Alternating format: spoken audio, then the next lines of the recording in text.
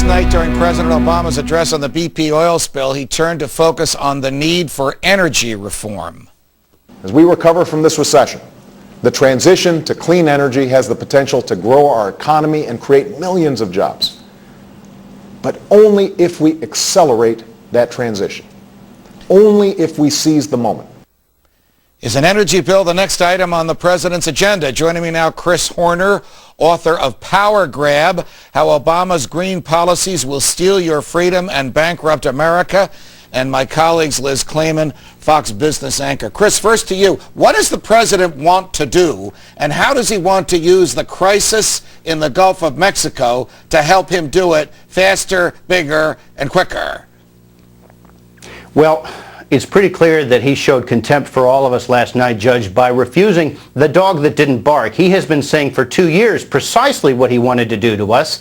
He has said over and over 8 times that Spain was his model for a green economy, which of course is central planning with withdrawn and rebranded with a splash of green paint on it. And last night, by choosing to omit, now I think for the first time, his European models for the green economy, he's acknowledging what we and some Spanish and some other European academics have been pointing out now for some time. Today in Spain, in fact, as the president was putting on his makeup last night, the Spanish media was going to press with stories noting that the socialist government had given the green jobs industry 48 hours to accept a massive cut in their subsidy, or the jig was up, because it's turning them into the next Greece, bankrupting them, and they can't afford it. Yes. The president cited for 2 years Spain as his model. He still wants to do it. He says we have to pump the gas further, not the brakes, despite what happened in all of the train wrecks he used to cite. And last night, by refusing to cite them, finally, I think for the first time, he acknowledged that he knows what he's trying to do. As Margaret Thatcher used to say, the problem with socialism is sooner or later you run out of other people's money. Are we going through the sort of debate that the country went through 100 years ago?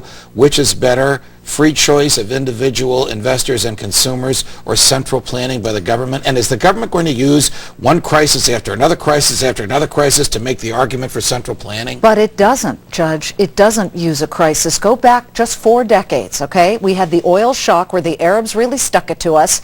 And I know you remember where whatever license plate ended in odd or even, you had to wait in line or you didn't get gasoline that day.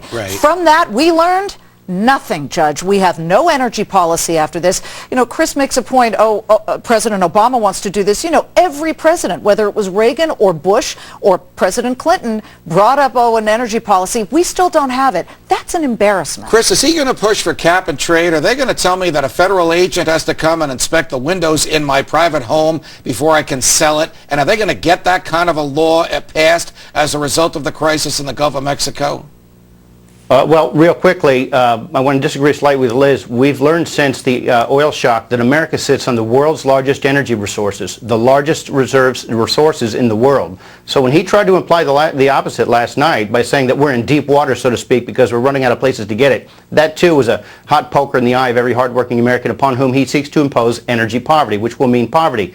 Now cap and trade, will it come with his so-called green economy? So far it has been intertwined with it. He said during the campaign he wanted to use it to bankrupt those energy industries he didn't like. He used that term, bankrupt. He said he wanted to use it to cause your electricity prices to skyrocket and to raise billions of dollars. So I don't know how he plans on doing what Spain has bankrupted itself with, what's been a train wreck in Denmark and Germany and Italy and elsewhere, without the revenues. I used the Freedom of Information Act to find out that the Treasury Department hopes for up to $400 billion per year, the equivalent, according to them, of our corporate income tax haul from cap and trade. So I think, yeah, it's got to be part of it. What you should be looking at to use the Freedom of Information Act or Yahoo Finance is that companies like Duke Energy and American Electric Power are actually for cap and trade. They are actually trying to help craft legislation because, of course, they want to get out in front of it. But you talk to General Electric, you talk to AEP or a Duke Energy, they're big utilities. They've got carbon sequestration going. They've got all kinds of scrubbers for coal because they realize it's coming, and they're just trying to get out ahead of it. I got to tell you both, I am unhappy when the government is in bed with industry or industry is in bed with the government, whether you are a free market person or you believe in regulation. Well, free market should always reign, Judge. You know that. Can I address those rent seekers, Judge? Chris agrees as well. Chris Horner, Liz Clayman, thanks very much.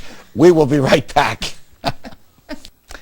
Since taking office, President Obama has expanded the use of drones in Iraq, Afghanistan, and Pakistan to aid our military. But now, the FAA is under pressure to approve the use of unmanned spy vehicles here in the United States. Will that put Americans under a government-monitored microscope? Let's ask Wayne Simmons, a former intelligence operative, and Jacob Hornberger, the founder and president of the Future of Freedom Foundation. Gentlemen, welcome here. Wayne, to you first. Do drones work, and what do they do when we use them in Pakistan or Afghanistan or Iraq?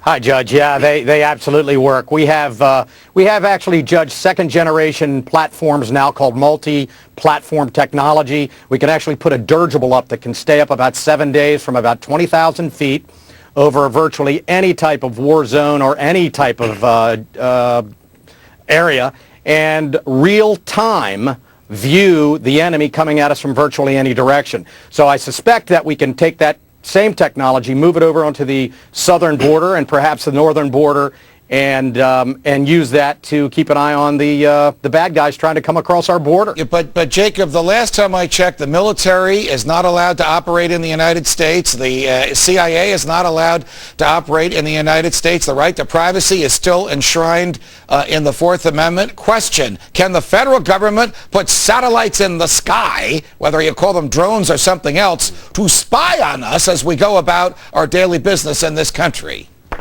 Of course not, and it's never going to be limited to just quote the bad guys. You're talking about the continuing trend toward the militarization of American society, and it revolves around things like the war on drugs. That is a failed war that has gone on for some 30 years. They're going to be using these drones to monitor backyards of people, to see what they're growing, what they're smoking. This is the road to 1984, Orwell's nightmare, Judge. Wayne, should these drones be able to kill Americans who are in foreign countries whom the president has targeted, even though the Constitution requires the government to arrest Americans, charge them with a crime, and put them on trial? Well, that's certainly way above my pay grade, Judge. It's a good question. It's a question that someone way above me is going to have to deal with at some time. But the bottom line is I admire and respect Jacob and his work, but I would suspect that he's just way off on this issue about spying on Americans on the southern border. That's not what this technology is for. It can be utilized only to spy on the terrorists that are at the border, and we need that. We don't have a fence. We don't have a wall. This can provide and go a long way to protecting Americans and our national security at the same time. Jacob, what is there to keep the drones just on the border? What is there to restrain local police from asking the feds to spy on somebody? Stated differently, isn't this the beginning or the likely beginning of a slippery slope to the government watching us wherever we go? Of course. It's just the same concept of cameras on every street corner. I mean, why don't we just put a camera in everybody's home and car? That'll keep everybody really safe. I came across an article, I don't know how reliable it is, but where a county in North Carolina has been using drones to monitor a motorcycle group at a fairgrounds because they look suspicious. This is the type of thing that inevitably happens when you have government having this kind of military-type power, Judge. Wayne, you would agree that the drones and the government has no business spying on ordinary Americans. You would only support this if this were kept to the borders looking at people trying to get in. That is correct, Judge. And listen, I worked and battled way too long for too many years to protect the rights and civil liberties of Americans. I'm not about to endorse anything or allow anyone, quite frankly, and would do everything in my power to prevent it, to spy on Americans. That's not what we do with this. And by the way, these drones would not necessarily be owned by the military. They would be private. Got it. Wayne Simmons, Jacob Hornberger, thanks for joining us. We'll be right back.